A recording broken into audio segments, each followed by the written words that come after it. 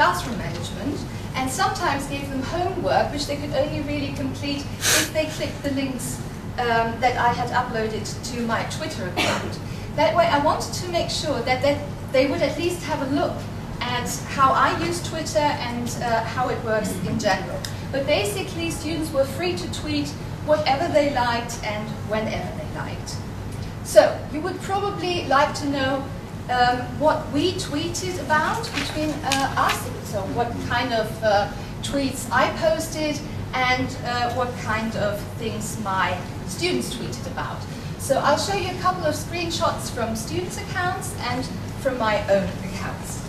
As you can see from this screenshot of a student's account in one of my CPE classes, my students generally tweeted links to websites that support and facilitate language learning in general.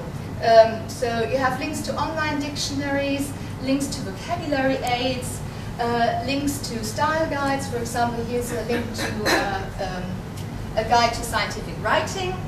And they also uploaded a lot of links to articles in newspapers or online magazines that they found interesting and wanted to share with me and the rest of the class. Secondly, we shared links to articles or videos that complemented the text that we had read in class or the listening comprehensions that we had done. For example, this is a screenshot from my BizPed account. In one of my business English classes, I use Market Leader Advanced. And in the first unit of that book, there is a very interesting text on presenting to international audiences. I found the unabbreviated original version of the text and tweeted the link, as well as a couple of other texts on the same topic that were quite interesting for the students.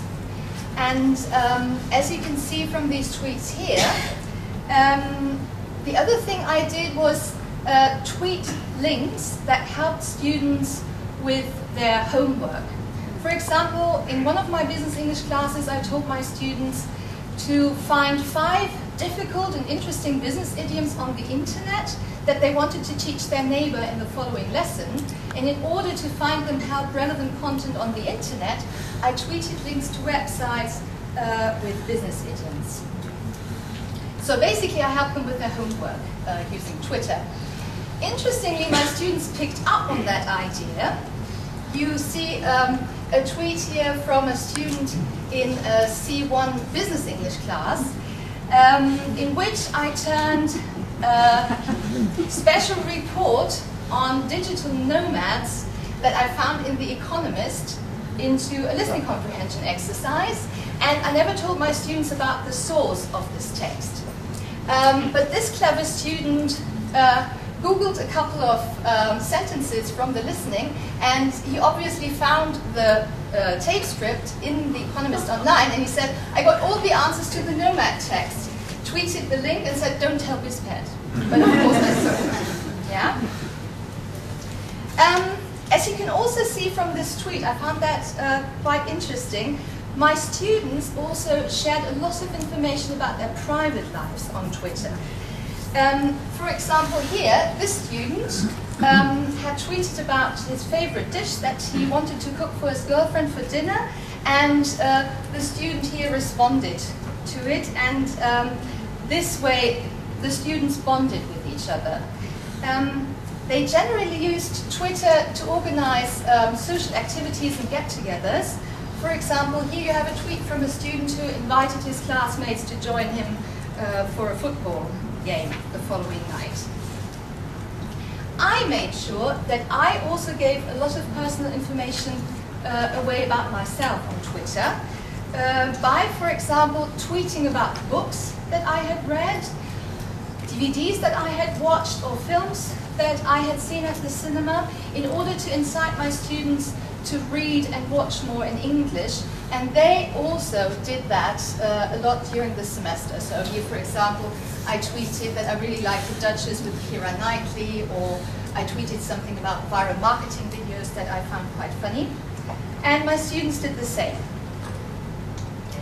A lot of my students are interested or actively engaged in politics, and therefore often commented on current events, such as this student in my European politics seminar, who was very upset about the low turnout at the last general elections in Germany and expressed her dislike for Guido Westerwelle, who then became our foreign minister. What I particularly loved about tweeting with my students was that it enabled me to continue discussions that we had started in class but didn't have time to finish during the lesson.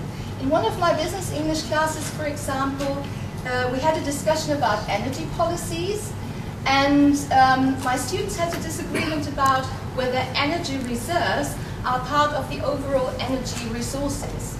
So this student here tweeted that he had a follow-up discussion after class with a classmate and said, well, you are right, reserves are part of the resources, and then also sent me a reply and said, I had a discussion with Sebastian, he was right, I mixed up the terms, and so on.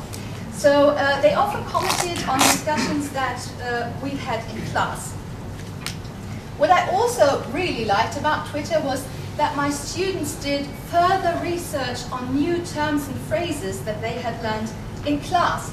In one business English lesson, for example, we had a listening comprehension exercise in which the term bear run came up, and I did my very best to explain the meaning of the concept to my students, but still some had problems understanding the concept. So this student here, one of my most prolific Twitter students, Patrick, did a little research and tweeted a link to a website that explains what bear run is, a definition, and he also gave his fellow students the German translation of the term. What I personally found just as exciting as tweeting with my students after class was using Twitter in the classroom during lessons to teach content. So let me give you 2 examples of lessons in which I shamelessly exploited the wonderful people in my PLN to help me teach students. I regularly teach an intensive clerk course on European politics, and one of the topics on my syllabus is British Euroscepticism. I normally use texts to prepare the classroom discussion, but this year I adopted a slightly different approach and first asked my students to think of reasons why the British might still be so unenthusiastic about being members of the EU, and noted down their ideas on the whiteboard. Half an hour before I started teaching that lesson, I had sent out tweets to my PLN. Oh, sorry, that is a summary of the things we did. I had sent out tweets to my PLN asking them the same question. Yeah? I said, good morning, Twitterati, I need your help this morning with a lesson. Tell me and my students why so many British people are still skeptical about the EU. Are there historical, political, social or cultural reasons for British Euroscepticism? Please tweet your answers to my Europet account. And after we had finished the brainstorming session in class and with all the students' ideas on the whiteboard, I switched on the projector and started projecting the answers, the replies of the people in my PLN onto the classroom wall. What you need to be able to do this is an application like TweetDeck that immediately shows all the incoming replies to your tweets in the so-called mentions column. Because on the usual, on the normal Twitter page, you can't necessarily see that. So when I switched on the computer, the projector in my classroom, I saw a great number of comments posted by the people in my PLN. The great thing about the replies that we got from Andy Hockley or Emma Herod, who's sitting at the back of this room, or Chris Graham, or Ken Wilson, or Amanda,